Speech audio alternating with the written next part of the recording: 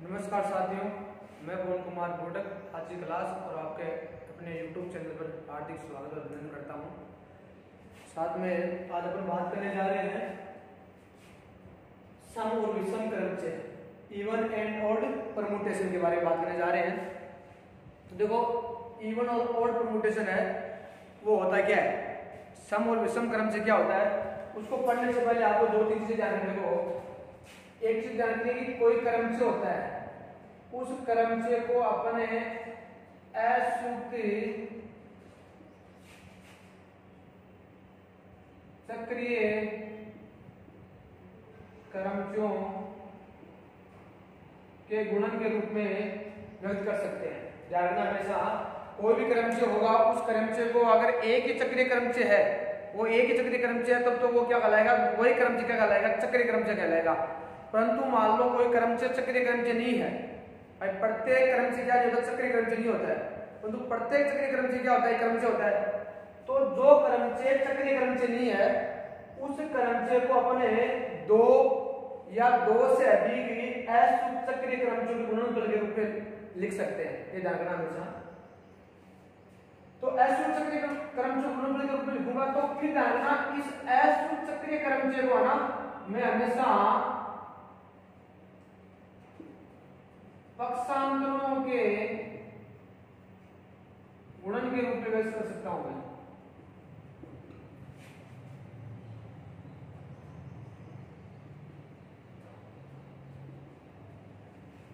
तो यहां पर लास्ट मोस्टली बहुत बात क्या होगी, मोस्टली बात क्या होगी, जो क्रमचय होगा उस क्रमचय को अपन असुत चक्रीय क्रमचय के रूप में लिख सकते हैं, और जो असुत चक्रीय क्रमचय होगा उसको अपन पक्षांतरों के गुणन के रूप में व्यक्त कर सकते हैं। ये ध्यान रखना, पक्षांतरों के गुणनफल के रूप में। अब ध्यान रखना ये चीज है, इस चक्रीय क्रमचय को असुत चक्रीय क्रमचय के रूप में कैसे व्यक्त कर सकते हैं, वो मैंने पिछली क्लास में आपको बता चुका हूं, और उसकी मैं यहाँ पर एग्जाम्पल लूंगा, तो वहां पर दोबारा बात और हो जाएगी।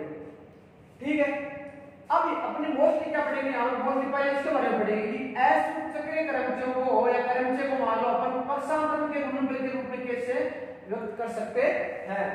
असुत चक्रीय क्रमचय को पक्षांतरण के गुणनफल के रूप में कैसे व्यक्त कर सकते हैं, ये अभी अपन पढ़ेंगे। ये चीज, ये डाउट क्लियर करना है। इसका मतलब फाइनली क्या हो गया, फाइनली हमारे पास बात होगी कि कोई भी क्रमचय होगा, उस क्रमचय को पक्षांतरों के गुणनफल के रूप में व्यक्त कर सकते हैं। ये बात होगी भाई, क्रमचय को असुत चक्रीय क्रमचय के रूप में, और असुत चक्रीय क्रमचय होगा या चक्रीय क्रमचय होगा, उसको अपन पक्षांतरों के गुणनफल के रूप में व्यक्त कर सकते हैं। तो फाइनली हमारे पास क्या बात होगी, फाइनली हमारे पास बात होगी कि कोई भी क्रमचय होगा, उस क्रमचय को अपन पक्षांतरों के गुणनफल के रूप में व्यक्त कर सकते हैं। और पक्षांतरण क्या होता है हमारे पास, मैं पीछे बात कर चुका हूं। पक्षांतरण क्या होता है, दो लंबाई का जो चक्रीय क्रमचय होता है, दो लंबाई का चक्रीय क्रमचय ही क्या होता है, पक्षांतरण कहलाता है।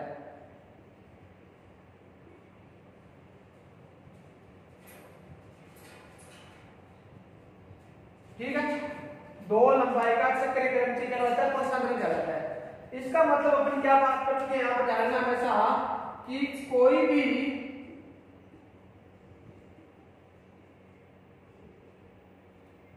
क्रमचय को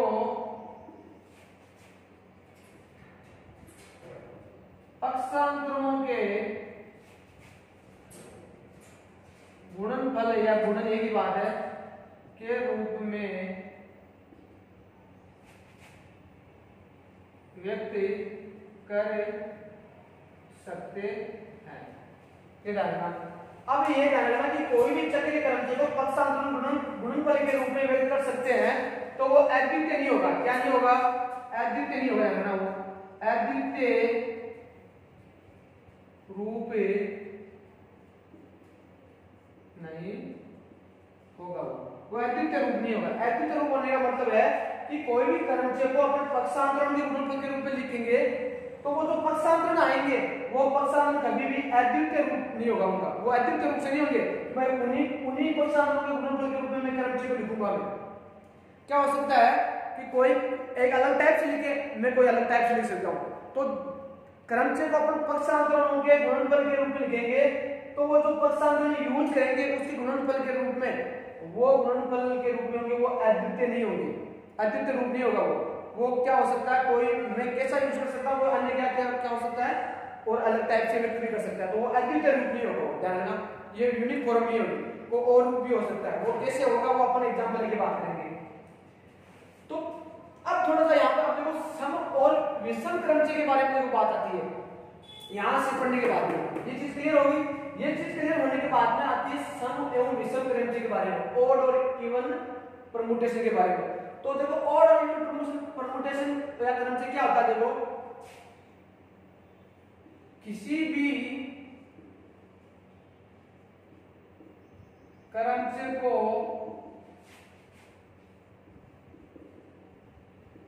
पक्षांतरों के गुणन के रूप में लिखने पर या व्यक्त करने पर एक ही बात है, लिखने पर या व्यक्त करने पर एक ही बात है, लिखने पर उन्हें पक्षांतरों की संख्या की, वो पक्षांतर कितने हैं भाई, कितनों के रूप में लिख रहे हैं, 2 के रूप में लिख रहे हैं, 3 के रूप में लिख रहे हैं, 1 के रूप में लिख रहे हैं, 4 के रूप में लिख रहे हैं, 4 पक्षांतर गुणा होकर वो क्रमचय बना रहे हैं, 5 क्रमचय पक्षांतर गुणा होकर क्रमचय बना रहे हैं, कितने बना रहे हैं, तो उन पक्षांतरों की संख्या के आधार पर क्रमचय सम या विषम क्रमचय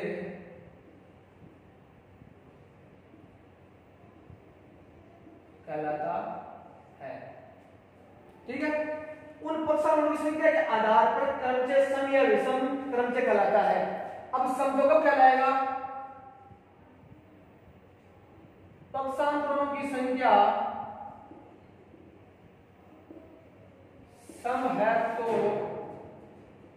वह क्रमचय सम तथा सेकेंड नंबर है पक्षांतर की संख्या विषम है तो वह क्रमचय विषम क्रमचय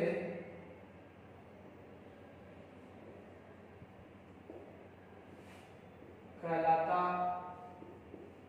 है, जानना। ठीक है, किसी भी क्रमचय को पक्षांतरों के गुणनफल के रूप में लिख सकते हैं या व्यक्त कर सकते हैं, उन पक्षांतरों की संख्या के आधार पर क्रमचय सम या विषम क्रमचय कहलाता है। अगर पक्षांतरों की संख्या, किसी क्रमचय को मैंने पक्षांतरों के गुणनफल के रूप में लिखा गया है, तो उन पक्षांतरों की संख्या अगर सम है, गिनती में 1 है, 2 है, 3 उसके आधार पर, अगर वो 2 है तो क्या है, सम है, 4 है तो सम है, 6 है तो सम। पक्षांतरों की संख्या सम है तो वह सम क्रमचय कहलाएगा, और पक्षांतरों की संख्या विषम है तो वह क्रमचय कहलाएगा, विषम क्रमचय कहलाएगा। ठीक है,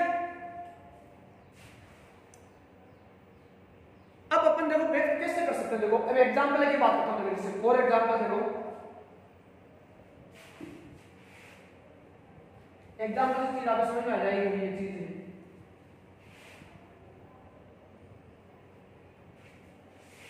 अब पक्षांतर के रूप में कैसे व्यक्त कर सकते हैं किसी क्रमचय, वो चीज आनी चाहिए आपको, देखो वो चीज देखो, जैसे मैं एग्जांपल लेता हूं, एक एस हमारे पास सेट है जो 1 2 3 4 5 6 7 8 अवयवों वाला एक परिमित समुच्चय है एस, 8 अवयवों वाला परिमित समुच्चय है। एक एफ क्रमचय है, एफ क्या है, क्रमचय है, जो इस एस से इस एस पर डिपेंड किया गया, क्रमचय हमेशा उसी सेट से उसी सेट पर डिपेंड किया होता है। वो किस प्रकार से, देखो बताता हूं, देखो मैं हमारे पास है एफ इस प्रकार से, मान लो एफ देखो 1 2 3 4 5 6 7 और 8, ऊपर तो लिखे जाएंगे सभी एलिमेंट लिखे जाएंगे हमेशा प्रथम पंक्ति में, और द्वितीय पंक्ति में क्या लिखे जाते हैं, उन एलिमेंटों या अवयवों की संख्या लिखी जाती है। वो क्या हमारे पास देख लो, 1 की तो है 2, फिर 3, फिर 4, फिर 5, 1 और 66 और फिर 7 और फिर कर लो आप 8 कर लो 88 इस प्रकार से हमारे पास ऐसे के 8 अवयवों वाला परिमित समुच्चय। तो 8 अवयव मैंने नॉर्मली क्या लिए हैं यहाँ पर, नॉर्मली मैंने लिए हैं जो हमारे पास प्राकृत संख्या के समुच्चय वो लिए गए हैं, क्योंकि क्रमचयों में जो परिमित समुच्चय लेते हैं उनके अवयव हैं, उनके जो नोटेशन है नॉर्मली अपन क्या लेते हैं, प्राकृत संख्याओं के समुच्चय लेते हैं। ठीक है, वो एक बेसिक ध्यान रखना हमेशा। तो ये ऐप है, ये क्या है, क्रमचय हमारे पास ये डिवाइड किया गया है। अब इस क्रमचय को सबसे पहले मैं क्या करूंगा भाई कि ये क्रमचय सम है या विषम है, ये ऐप सम है या विषम है, ये अपन क्या करनी है, जांच करनी है, डिसाइड करना है। ठीक है, इसको अपन क्या करना है, जांच करनी है, इसकी चेक करना है कि ये सम है या विषम है। तो चेक करने के लिए क्या करेंगे, इस क्रमचय को सबसे पहले मैं पक्षांतरणों के गुणनफल के रूप में लिखूंगा। तो देखो पक्षांतरणों के गुणनफल के रूप में कैसे लिखूंगा, पहले इस क्रमचय को पहले जानना मैं यहां बताता हूं, पहले क्रमचय को सबसे पहले क्रमचय को किस रूप में लिखेंगे अपने, असूत्री सक्रिय क्रमचय के रूप में लिखेंगे, असूत्र सक्रिय क्रमचय के रूप में लिखेंगे। वो देखो कैसे लिखेंगे, इस क्रमचय है आपके सामने, इसको असूत्र सक्रिय क्रमचय के रूप में लिखना चाहता हूं। तो देखो पीछे मैंने बता दिया है, सबसे पहले 1 से स्टार्ट करेंगे। कैसे करते हैं, 1 की इमेज क्या है, 2, तो 1 के आगे कौन लिखा जाएगा, 2 लिखा जाएगा। फिर 2 के आगे कौन लिखा जाएगा, उसका जो इमेज है वो प्रतिबिंब हो, क्या लिखा जाएगा, 3 लिख दिया। फिर 3 की इमेज क्या है यहाँ पर, 4, वो इसके आगे लिखा जाएगा 4। फिर 4 की इमेज क्या हमारे पास 5, तो इसका क्या लिखा जाएगा 5। फिर 5 की वापस क्या आ गई, 1 आ गई, 5 की आ गई 1, तो वहां 5 की आ जाएगी 1 आ जाएगी, वो मैंने पीछे बता दिया। 1 की इमेज 2, 2 की इमेज 3, 3 की इमेज 4 और 4 की इमेज 5 और फिर 5 की इमेज वापस जो कल आई कोई। तो यहाँ पर जो सक्रिय क्रमचय है, जो एक सक्रिय क्रमचय लिखा है मैंने, उसके क्या लग जाएगा, फुल स्टॉप लग जाएगा, वो बंद हो जाएगा यहाँ। ये एक सक्रिय क्रमचय हो गया। ठीक है, आगे जितने भी एलिमेंट है तो ध्यान रखना, आगे जितने भी एलिमेंट है 6 की इमेज क्या 6 है, 7 की 7 है और 8 की 8 है। तो क्या होगा हमारे पास में, इनको नहीं लिखा जाएगा। जिन अवयवों की इमेज क्या होती है, जिन अवयवों की इमेज क्या है, स्वयं की स्वयं है, वो हमेशा सक्रिय क्रमचय के रूप में नहीं लिखा जाएगा।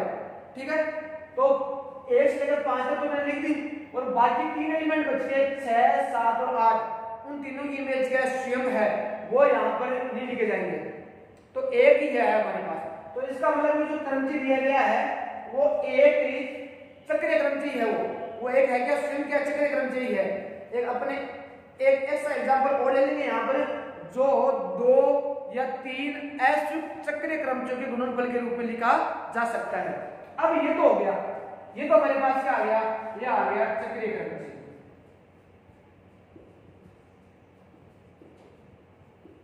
अब इसको अपन किस में लिखेंगे, इस सक्रिय क्रमचय को लिखेंगे अपन पक्षांतरण के रूप में, पक्षांतरणों के गुणन के रूप में लिखेंगे इसको, पक्षांतरणों के गुणन के रूप में। तो वो देखो किस प्रकार से लिखते हैं, वो ध्यान रखना हमेशा। देखो कैसे स्टार्ट करते हैं, वो आप पे डिपेंड करता है। सबसे पहले 1 से स्टार्ट करेंगे, 1 है वो 1 और 2, 1 को और 2 को लेकर अपन 2 एलिमेंट को लेकर 2 एलिमेंट को लेते हैं हमेशा, पक्षांतरण में 2 एलिमेंट होते हैं, अर्थात 2 लंबाई का जो सक्रिय क्रमचय होता है ना, वही हमारे पास क्या होता है, पक्षांतरण होता है। तो 1 और क्या लेंगे, 2 लेंगे, तो 1 और 2, ये एक पक्षांतरण हो गया। फिर ये 1 किसके साथ में होगा, 3 के साथ में, तो 1 और 3 इसके साथ में, पहला आयु सबके साथ जुड़ेगा। फिर इसी प्रकार से 1 किसके साथ जुड़ेगा, 4 के साथ में, तो 1 और 4। फिर ये 1 किसके साथ जुड़ेगा, वापस 5 के साथ में एक पक्षांतर बनाएगा, तो 1 और 5। जो ये प्रथम अवयव है, जो ये प्रथम अवयव है वो एक बार 2 के साथ में, तो 1 और 2 ये पक्षांतर बन गया। फिर एक बार 3 के साथ में, 1 और 3 बन गया। फिर एक बार 4 के साथ में, 1 और 4 बन गया। फिर एक पीछे साथ में 5 के साथ में, तो 1 और 5 को लेकर बन गया, बना दिया, पक्षांतर बना दिया। तो टोटल हमारे पास कितने पक्षांतर हो गए, एक तो ये रहा, ये 2, ये 3 और ये 4, टोटल कितने हैं, 4 पक्षांतर है। इस तरह से करते जाना हमेशा। टोटल कितने पक्षांतर हमारे पास, 4 पक्षांतर है, ठीक है ना। तो ये 4 क्या है हमारे पास, 4 क्या है, 4 हमारे पास क्या है, समसंख्या है। देखो एक चीज मोस्टली आप यहाँ पे ध्यान रखना, किसी भी चक्रीय क्रमचय को पक्षांतरण के गुणनफल के रूप में कैसे व्यक्त कर सकते हैं वो यहाँ पे मैंने बता दिया। पहला अवयव है उसके साथ में जोड़ना आपको अगले वाले अवयवों को, 1 और 2 को लेकर अपने पक्षांतर बना दिया, 1 और 3 को लेकर, एक कॉमन रहेगा हमेशा, एक क्या रहेगा, कॉमन रहेगा, फिर 1 और 4 को, फिर 1 और 5 आगे है ही नहीं, तो 1 को 2 के साथ में, 3 के साथ में, 4 के साथ में, 5 के साथ में अपन ने ऐड करके उनको संयुक्त रूप से बेटा करके बना दिया, अपने पक्षांतर बना दिए। 2 लंबाई का है, 2 लंबाई का है, 2 लंबाई का है, 2 लंबाई का, 2 लंबाई क्यों है, क्योंकि इसमें 2 अवयव है, जिसमें सक्रिय क्रमचय में 2 ही अवयव होते हैं, अर्थात जिसकी लंबाई 2 ही होती है, वो क्या होता है, पक्षांतर होता है। तो ये एक पक्षांतर है, ये एक पक्षांतर है, ये एक पक्षांतर है, ये एक पक्षांतर है, तो टोटल कितने पक्षांतर हो गए, टोटल 4 पक्षांतर हो गए, 1 2 3 और 4, और 4 क्या है, समसंख्या। इसका मतलब इस सक्रिय क्रमचय को, इस क्रमचय को मैं 4 पक्षांतरों के गुणनफल के रूप में लिख सकता हूं, 4 पक्षांतरों के गुणनफल के रूप में। तो वो 4 जो संख्या है वो क्या है, समसंख्या। तो समसंख्या इसका तात्पर्य क्या हो गया, पक्षांतरों से कितनी सम है, वो कितनी 4, तो इसका तात्पर्य क्या हो गया, ये हो गया समक्रमचय।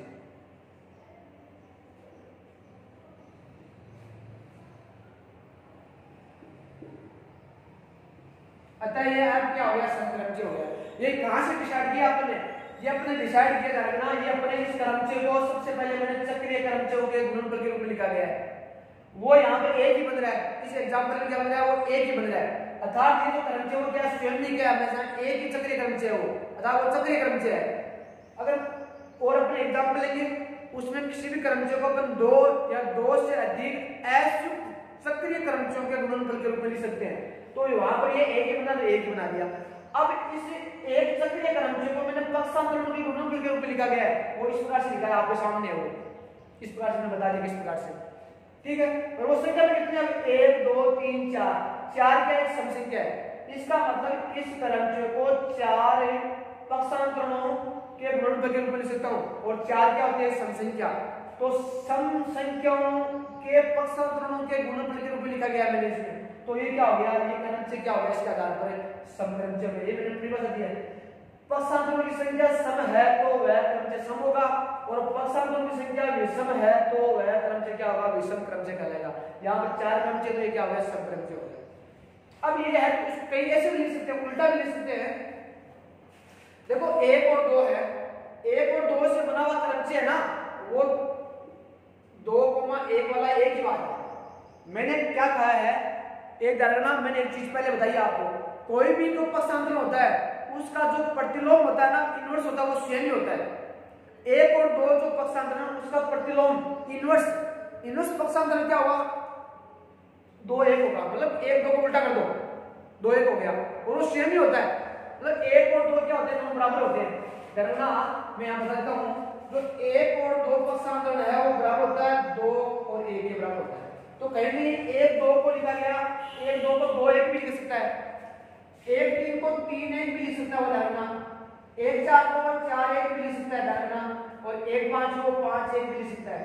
ये भी कैसे भी लिख सकता है इसको, इन्हें परंतु गिनती में कितने, ये भी 1 2 3 और 4, ये गिनती में इतने 4 ही है, और वो आपको अलग दिखाई दे रहे हैं परंतु वास्तव में सेम ही है, क्योंकि कोई भी पक्षांतर होता है ना, उसका जो इनवर्स पक्षांतर होता है वो सेम ही होता है, एक्सेल भी होता है। तो 1 2 है वो किसके बराबर होगा, 2 1 के बराबर होगा, और 1 2 का प्रतिलोम क्या होता है, इनवर्स क्या होता है, 2 1 होता है, और वो उसके बराबर ही होता है, तो अलग नहीं होता वो, तो सेम ही है, ऐसे लिख सकता हूं इसको। तो ये भी कितने हैं, 1 2 3 और 4, ऐसे भी लिख के आ सकते हैं। इसको एक अन्य तरीका और है, इसको ऐसे भी लिख सकते हैं, बताता हूं, देखो यहाँ पर इसको इसी चीज को अपने उल्टा भी लिख सकते हैं। पहले मैंने 1 और 2 को उठाया, 1 और 2 को, 1 और 2 को मैं उठाया क्या करूं मैं, 1 को 5 के साथ में पहले, फिर 1 का 4 के साथ में, फिर 1 को 3 के साथ में, फिर 1 का 2 के साथ में। कोई जरूरी नहीं मैं 1 के साथ में पहले यहाँ से स्टार्ट करूं, 2 से स्टार्ट करूं, फिर 3 से स्टार्ट करूं, फिर 4 से, फिर 5 से, कोई जरूरी नहीं है। मैं सबसे पहले 5 से स्टार्ट कर सकता हूं। तो कहीं ऐसा तरीका आ सकता है, 1 और 5 का एक पक्षांतर बना दिया, फिर 1 और 4 का पक्षांतर बना दिया, फिर 1 और 3 का पक्षांतर बना दिया, फिर 1 और 2 का पक्षांतर बना दिया, ऐसा भी हो सकता है। तो उसमें भी आपको कंफ्यूजन नहीं होना है, उसमें कोई फर्क नहीं पड़ेगा, परंतु इस एक के साथ बनाना है। ठीक है, ऐसा भी अपन ऐसे भी कर सकते हैं, 2 का बना दो, 2 और 3 का, फिर 2 और 4 का, फिर 2 और 5 का, और फिर 2 और 1 का, ऐसा भी बना सकता हूं मैं, कोई फर्क नहीं पड़ेगा उससे।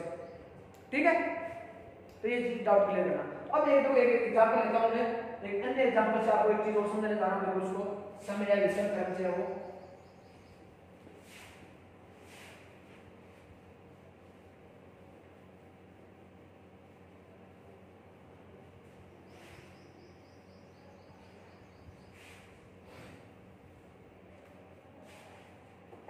एक एग्जांपल लेता हूं, जैसे मैं एग्जांपल लेता हूं, मेरी तरफ से एग्जांपल लेता हूं। एक हमारे पास रो क्या है, एक क्रम से है।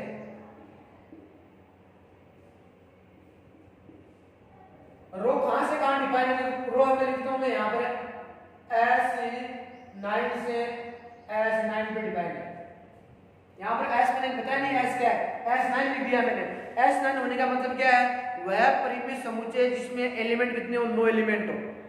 तो इसका मतलब 1 2 3 4 5 6 7 8 9 एलिमेंट होंगे इसमें। तो रो है वो S9 से S9 पे क्या गया, डिफाइन किया गया है।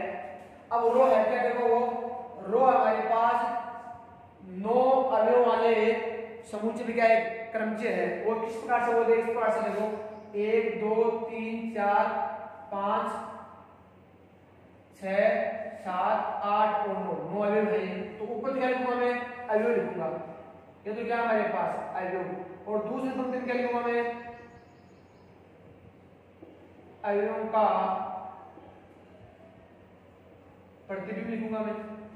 अब हमारे पास आपको पता है जिस समुच्चय में 9 अवयव हैं, उसमें टोटल कितने क्रम से डिफाइन होते हैं, फैक्टोरियल 9। इसका मतलब S9 से S9 के टोटल कितने क्रम से डिफाइन कर सकता हूं मैं, परिभाषित कर सकता हूं, टोटल फैक्टोरियल 9 कर सकता हूं। फैक्टोरियल तो बहुत ज्यादा संख्या होती है, तो उसमें से कोई मैं एक ले रहा हूं, उनमें से क्या ले रहा हूं मैं, कोई एक ले रहा हूं। ठीक है, तो वो क्या है, वो मेरी तरफ से मैंने डिफाइन कर दिया। मान लो जैसे मैं एक की इमेज क्या लिख दूं मैं, 2 की इमेज लिख दूं मैं 3 की इमेज क्या लिख दूं मैं 4, और 4 की इमेज क्या लिख दूं मैं 1 लिख दूं, मान लो इस प्रकार से। फिर 5 की इमेज में 5 लिख दूं, मान लो मैं 5 की इमेज क्या लिख दूं, मैंने 5 लिख दी। फिर 6 की इमेज क्या लिख दूं मैं 7, 7 की इमेज क्या लिख दूं मैं 8, और 8 की इमेज क्या लिख दूं वापस में 6 लिख दूं, मान लो क्या लिख दूं मैं 6, और 9 की इमेज क्या रहेगी, फिर 9 ही रहेगी। इस प्रकार से मैंने डिफाइन कर दिया। ये मेरी तरफ से एक मैंने एक मॉडिफाइड रूप में क्या लिखा है, मेरी तरफ से क्या लिखा है, मैंने क्रमचय लिखा है। क्रमचय किस प्रकार से है, इस एक की इमेज कितनी है, 2 है, 2 की इमेज कितनी है, 3 है, 3 की इमेज कितनी है, 4 है, 4 की इमेज कितनी है, 1 है। फिर 5 की इमेज कितनी है, 5 है, 6 की इमेज 7, 7 की इमेज 8, और 8 की इमेज वापस क्या है 6 है, और 9 की इमेज क्या है 9 है। इसको ऐसे लिखता हूं, देखो मैं रो 1 मतलब रो जो क्रमचय है, जो जिसको अपन फलन बोल रहे हैं, उस 1 की इमेज कितनी है 2, और रो 2 की इमेज कितनी है 3, और रो 3 की वैल्यू कितनी है, रो 3 की वैल्यू कितनी आएगी 4, और रो 4 की इमेज कितनी आएगी, वापस से 1 आएगी, वापस 1 आ गई। फिर रो 5 की इमेज कितनी आएगी 5, ठीक है। फिर देखो रो 6 की इमेज कितनी है यहाँ पर 7, और रो 7 की इमेज कितनी है यहाँ पर 8, और रो 8 की इमेज कितनी है वापस से 6, ठीक है। फिर रो 9, तो रो 9 की इमेज कितनी है हमारे पास 9 है। आगे बात समझ में। अब आपके पास यहाँ पर ध्यान रखना है, ये इमेज तो बता दी मैंने। अब इस क्रमचय को, ये क्रमचय जो रो है वो सम है या विषम है, इवन है या ओड, वो कैसे पता लगेगा, देखो ये ध्यान रखना। पहले इसी क्रमचय को मैं क्या लिखूंगा, मैं इस क्रमचय को पहले मैं सक्रिय क्रमचयों के गुणनफल के रूप में लिखूंगा। मैं सबसे पहले क्या करूंगा, इस दिए गए क्रमचय को सक्रिय क्रमचयों के गुणनफल के रूप में लिखूंगा। वो कैसे लिखूंगा ध्यान रखना, यहाँ पर देखो मैंने बता दिया। सबसे पहले कहां से स्टार्ट करेंगे, 1 से स्टार्ट करेंगे। सक्रिय क्रमचय है, हमेशा सक्रिय क्रमचय हमेशा एक ही पंक्ति में शो किए जाते हैं, ये ध्यान रखना।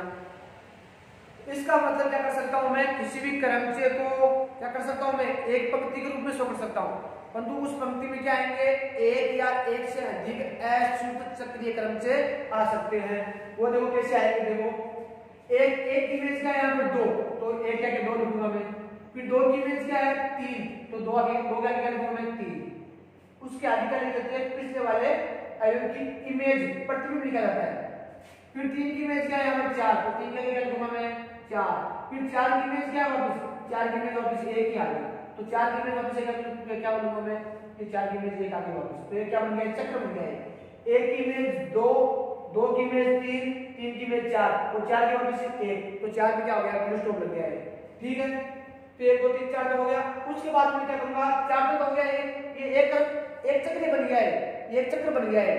अब आगे क्या करूंगा मैं 5 की इमेज क्या हमारे पास 5 है, जिस एलिमेंट की इमेज स्वयं खुद होती है वो एलिमेंट ही हमेशा नहीं लिखा जाता है, किसमें नहीं लिखा जाता है, उस दिए गए क्रमचय को अशुद्ध चक्रीय क्रमचयों के रूप में लिखते समय उसका कोई भी चक्र नहीं बनेगा। कहने मतलब जिस एलिमेंट की इमेज स्वयं एलिमेंट है उस एलिमेंट का योगदान नहीं होगा, किसमें नहीं होगा, उस किसी भी चक्रीय क्रमचय किसी चक्र में योगदान नहीं होगा उसका। तो 5 को ले लेंगे अपन, जो एलिमेंट छूट गए हैं उन एलिमेंट को अपन क्या मानेंगे, वो खुद के खुद है।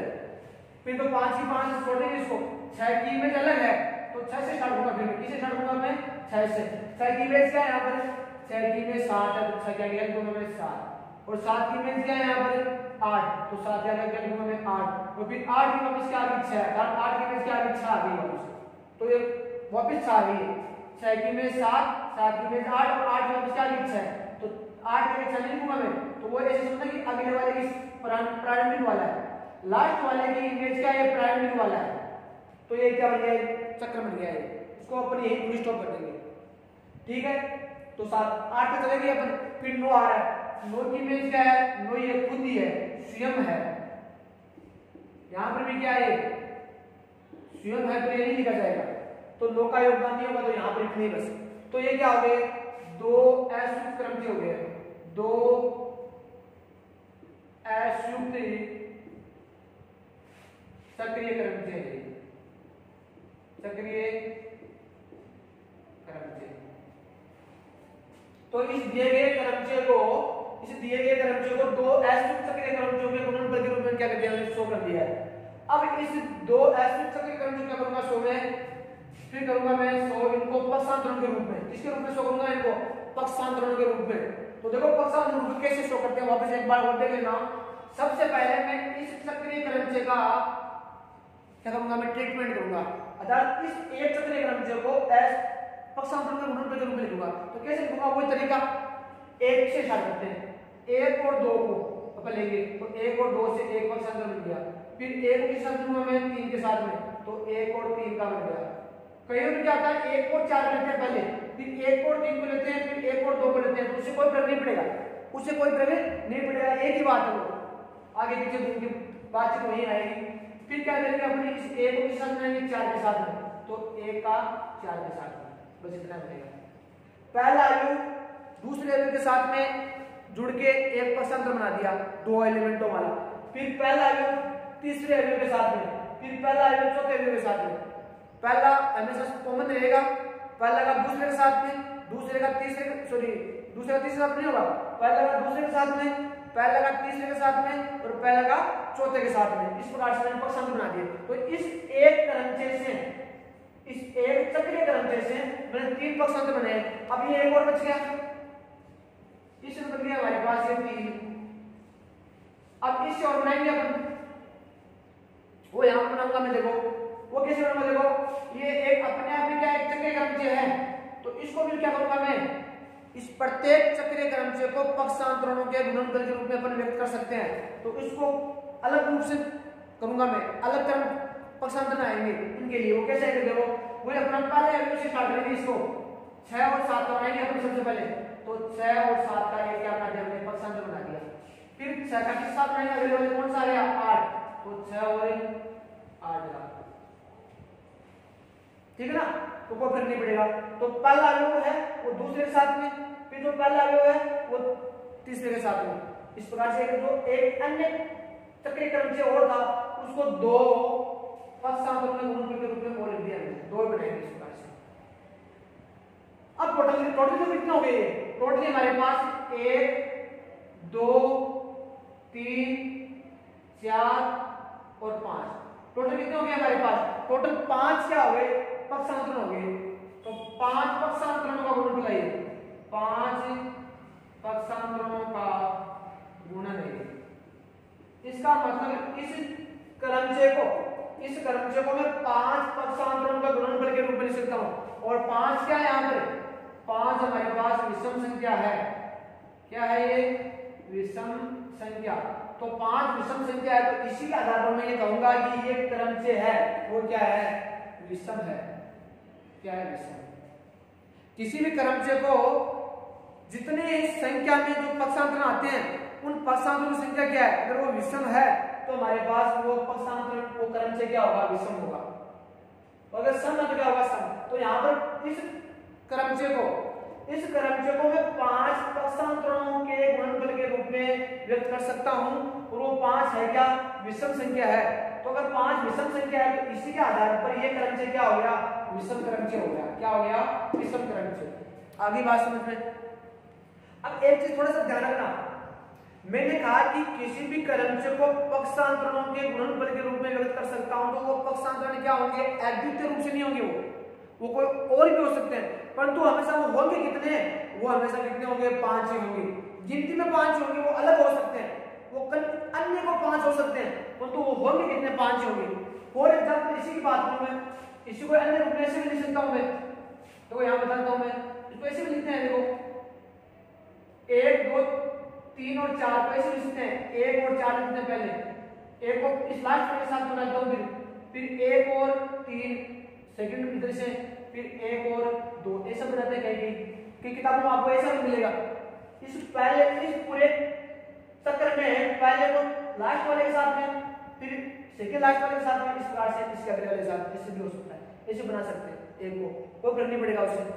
और इसी प्रकार से 6 को 7 से लेकर पहले 6 को 8 से 7 बना लो, तो 6 और 8 का बन गया, और फिर 6 और 7 का बन गया। तो ऐसे भी लिख सकते। तो भी गिनती में कितने हैं? 1 2 3 4 और 5, तो भी कितने आ रहे हैं? 5 पक्षांतरण आ रहे हैं। वो अलग आ रहे हैं, वो अलग बात है, तो गिनती में कितने आ रहे हैं? 5 आ रहे हैं। मैंने कहा कि यूनिक रूप से सो नहीं कर सकते, यूनिक रूप से नहीं होंगे वो 5 कोई से भी हो सकते हैं, उन होंगे कितना? हमेशा 5। तो इसका मतलब ये क्रमचय है, परमुटेशन है, वो क्या हमारे पास? ओड है। क्या है ये परमुटेशन? ये परमुटेशन क्या है? ओड है, ओड परमुटेशन है। किसके आधार पर? क्योंकि हमारे पास क्या? 5 विषम संख्या है, 5 पक्षांतरण के गुणनफल के रूप में लिख सकता हूं, और 5 क्या होते हैं हमारे पास? विषम। तो विषम संख्या में पक्षांतरण है, उनके गुणनफल के रूप में शो कर रहे हैं किसको? इस क्रमचय को। तो यह क्रमचय क्या हो गया? विषम क्रमचय हो गया। आगे बात समझ में? ठीक है। तो अब देखो आगे चलते हैं, तो अपन क्वेश्चन करेंगे। देखो क्वेश्चनों पे ध्यान दो, 2 दिन में मोस्ट आपको चीजें बताता हूं, वो थोड़ा ध्यान रखना।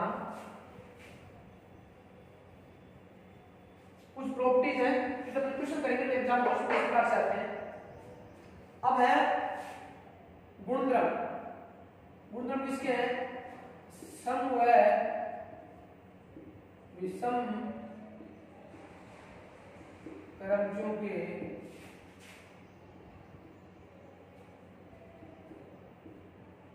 गुणक्रम। ठीक है। पहला है केवल एक पक्षांतरण विषम क्रमचय कहलाता है। वह क्रमचय जिसमें एक ही पक्षांतरण हो, अर्थात उसको एक ही पक्षांतरण के रूप में लिख सकते हैं। तो हमेशा अगर सिंगल पक्षांतरण होगा, वो जो हमारे पास ट्रांसपोजिशन होगा, वो क्या होगा? विषम क्रमचय होगा। फिर दूसरी बात है तत्सम क्रमचय। तत्सम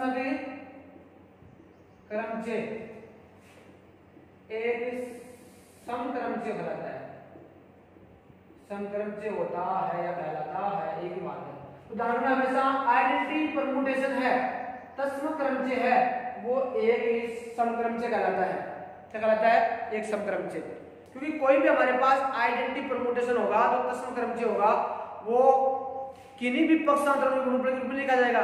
तो वो संख्या में कितने होंगे? शून्य। शून्य पक्षांतरणों के गुणनफल के रूप में लिखा जाएगा। तो शून्य क्या होता है हमारे पास? शून्य होती है सम संख्या होती है हमेशा। तो क्या करेंगे यहाँ पर? इसको हमेशा क्या कहेंगे? समक्रमचय का करेंगे, एक तत्सम क्रमचय का कहेंगे, हमेशा एक समक्रमचय कहेंगे। फिर तीसरी बात क्या इंपोर्टेंट यहाँ पे? दो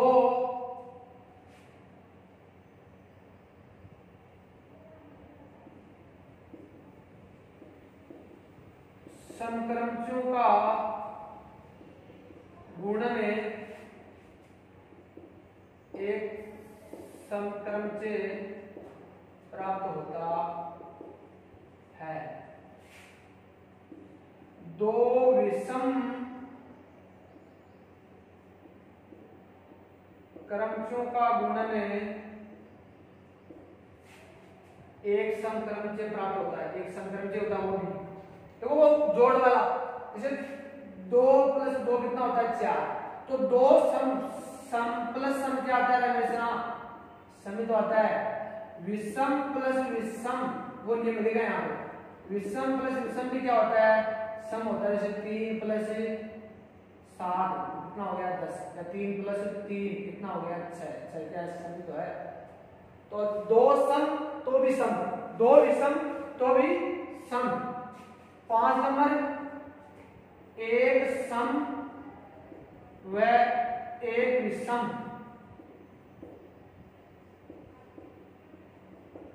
क्रमचयों का गुणन एक विषम क्रमचय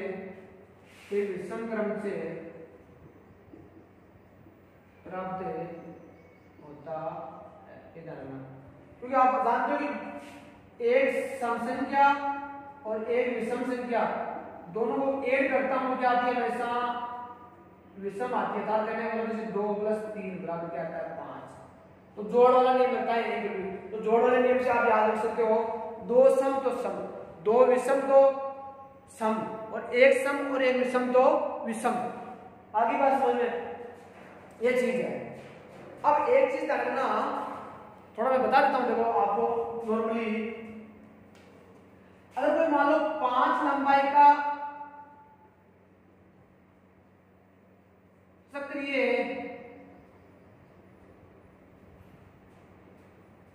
क्रमचय है, 5 लंबाई का, और 5 का यहां पर विषम है,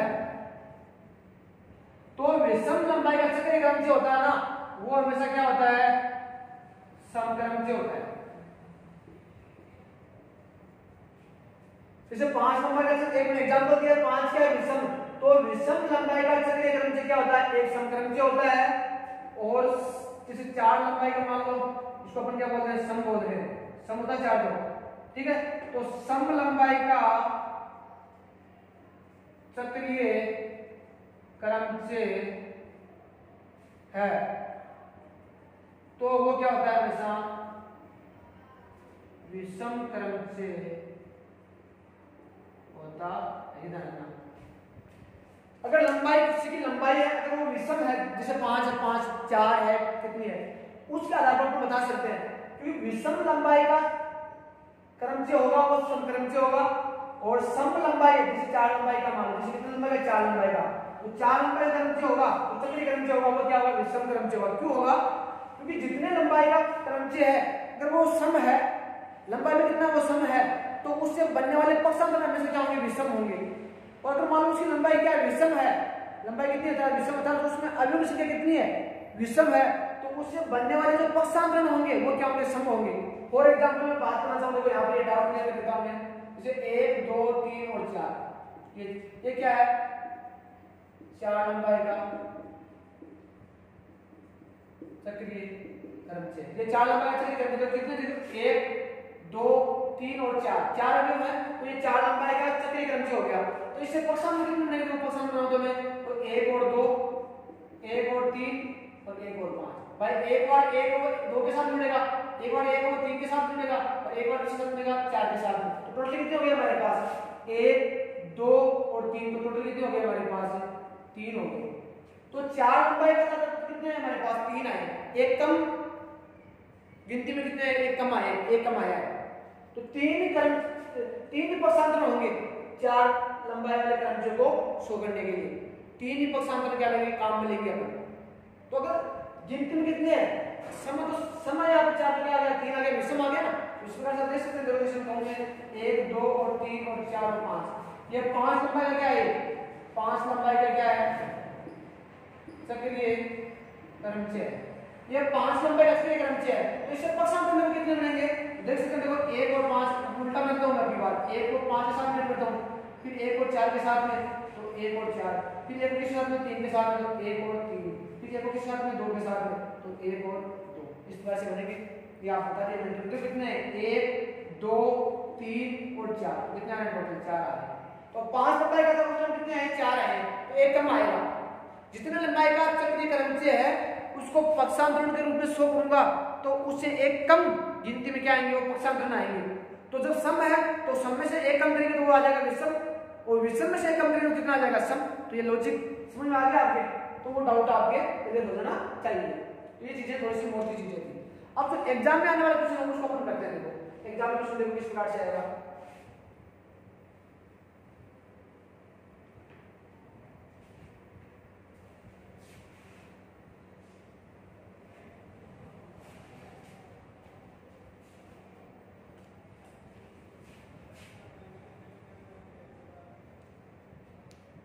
एग्जाम में आने वाले क्वेश्चन देखते हैं। देखो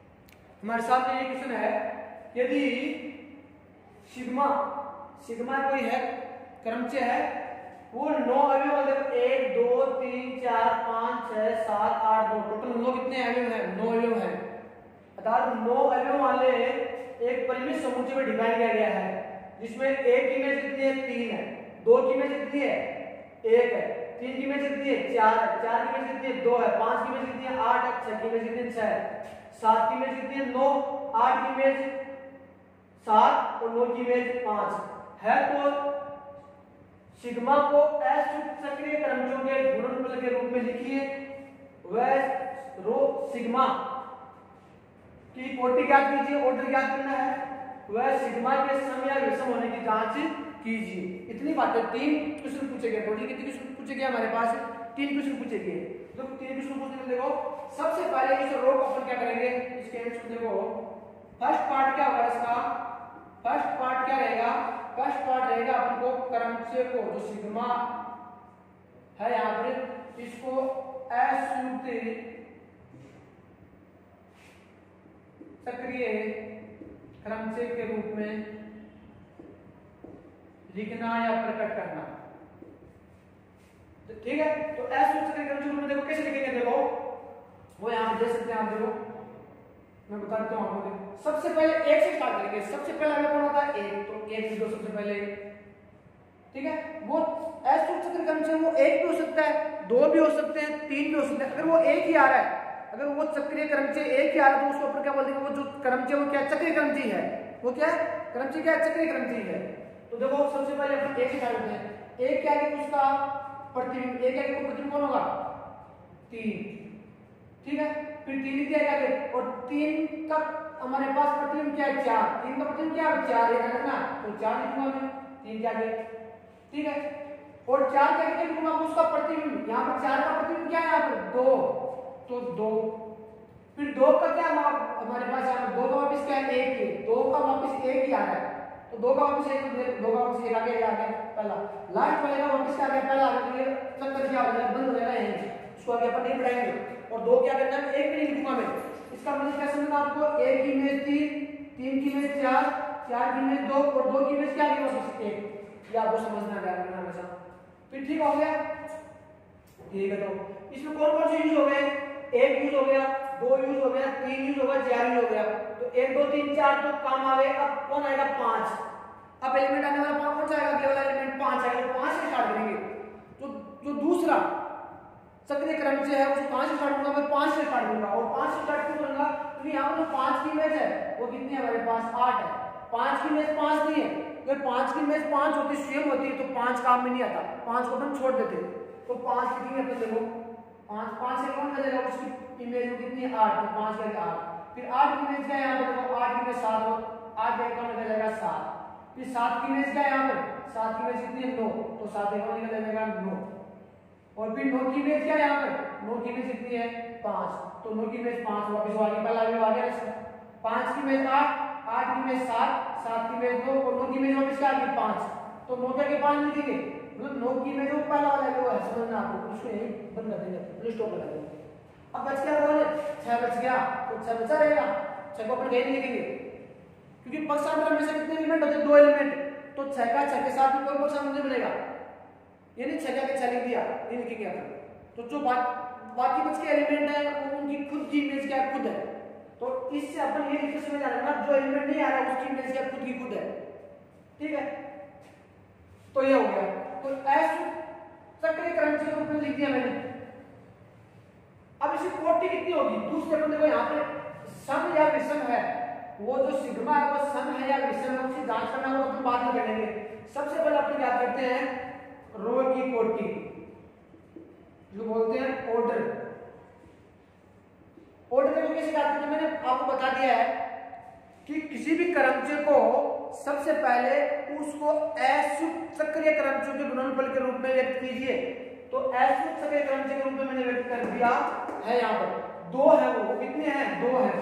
2 अयुक्त सक्रिय क्रमचय के रूप में लिख दिए गए हैं। दोनों ये क्रमचय, दोनों सक्रिय क्रमचय हैं, वो कैसे अयुक्त हैं, क्योंकि दोनों में कोई भी एलिमेंट का नहीं कॉमन नहीं है। देखो इसमें 1 2 3 और 4, इसमें 5 8 7 और 9 कॉमन कुछ भी नहीं है, उदाहरण ना।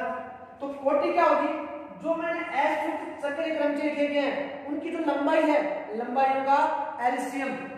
तो ये कितनी, इसकी लंबाई कितनी होगी, इसकी लंबाई बताओ मेरे को। इसकी लंबाई होगी हमारे पास कितनी है, 1 2 3 और 4, तो लंबाई कितनी होगी, 4। इसकी कितनी लंबाई है, इसकी लंबाई कितनी हमारे पास है, पूरे की 4 लंबाई है। लंबाई कितनी होगी हमारे पास 4। तो ये 4 लंबाई का, ये भी 4 लंबाई का। तो एलसीएम और 4,4 दोनों ही जो अयुक्त सक्रिय क्रमचय है उनकी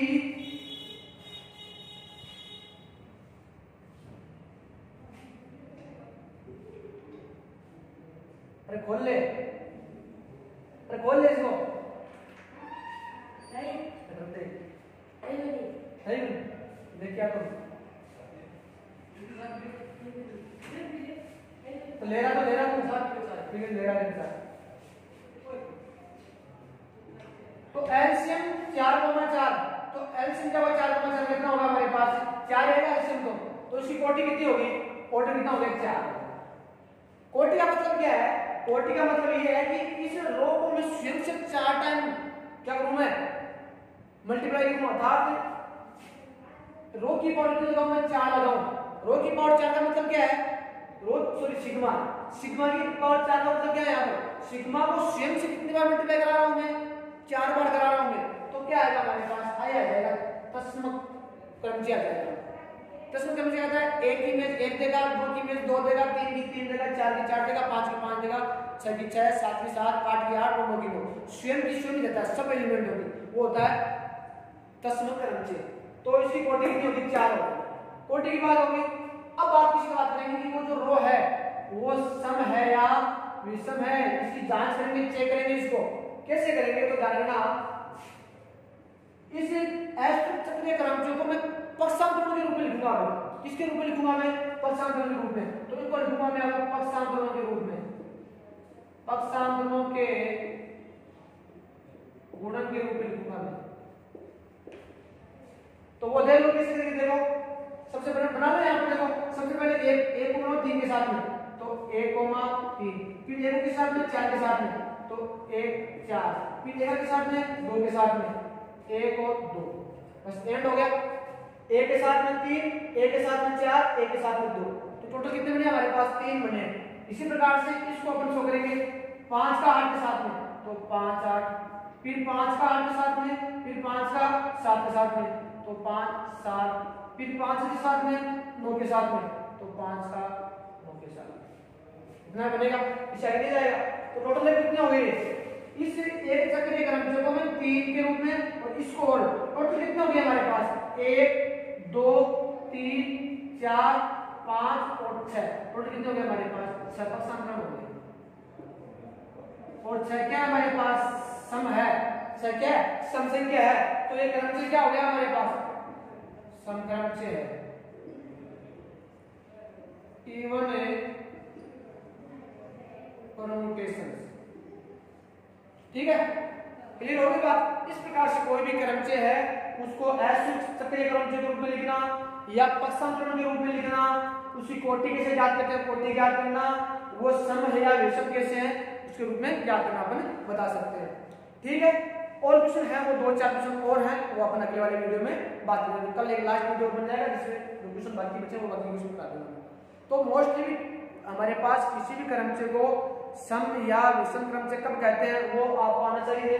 और किसी भी मोस्ट चीज यही है कि किसी भी क्रमचय को असूचित चक्रीय क्रमचय के रूप में कैसे लिख सकते हैं और असूचित चक्रीय क्रमचय को पक्षांतरणों के रूप में कैसे लिख सकते हैं, वो ही इंपॉर्टेंट चीज है। तो ये चीजें आपको आनी चाहिए, जो ये लाइन आनी चाहिए, ठीक है। आप सभी का धन्यवाद, नमस्कार। इसी के साथ में आज की क्लास समाप्त करते हैं, आगे फिर वापस मिलेंगे अगली वाली क्लास में। धन्यवाद।